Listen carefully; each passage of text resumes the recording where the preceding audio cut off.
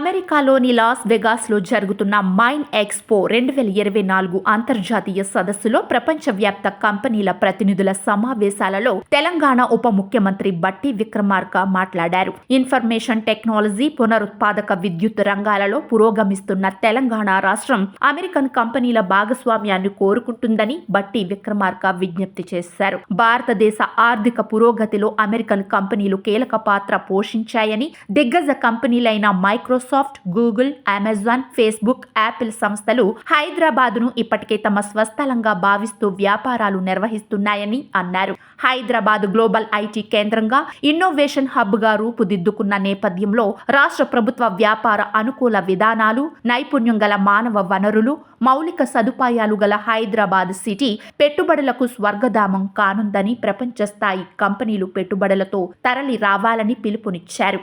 హైదరాబాద్ మహానగరం టెక్నాలజీ హబ్గానే కాకుండా ఫార్మాసిటీ రంగంలో గ్లోబల్ లీడర్గా ఉంటుందన్నారు. కరోనా విపత్కర సమయంలో బయోలాజికల్ భారత్ బయోటెక్ వంటి కంపెనీల ఆవిష్కరణలతో వ్యాక్సిన్ క్యాపిటల్ ఆఫ్ ద వరల్డ్గా హైదరాబాద్ నగరం ఖ్యాతి గడించిందన్నారు. ఆర్టిఫిషియల్ ఇంటెలిజెన్స్ వినియోగంతో హైదరాబాద్ ఫ్యూచర్ సిటీ ఆవిష్కరణ జరుగుతోందన్నారు. హైదరాబాద్లో ఏఐతో నిర్వహించే పరిశ్రమలు, ఏఐ అభివృద్ధి, స్మార్ట్ ఇన్ఫ్రాస్ట్రక్చర్, గ్రీన్ ఎనర్జీ ఆవిష్కరణలకు పెద్దపీట వేస్తున్నామని అన్నారు. ఈ విభాగాల్లో ఆసక్తి గల, అనుభవం ఉన్న ప్రపంచవ్యాప్త కంపెనీలకు తెలంగాణ స్వాగతం పలుకుతుందన్నారు. ఈ సందర్భంగా తెలంగాణలో పెట్టుబడులకు గల అవకాశాలను వివరించారు. తెలంగాణలో పరిశ్రమల స్థాపనకు అనుకూలంగా ఇంధన పారిశ్రామిక విధానాలు రూపొందించడం జరిగిందన్నారు. ముఖ్యంగా పునరుత్పాదక విద్యుత్ అభివృద్ధికి ఎక్కువ అవకాశాలుంటాయన్నారు.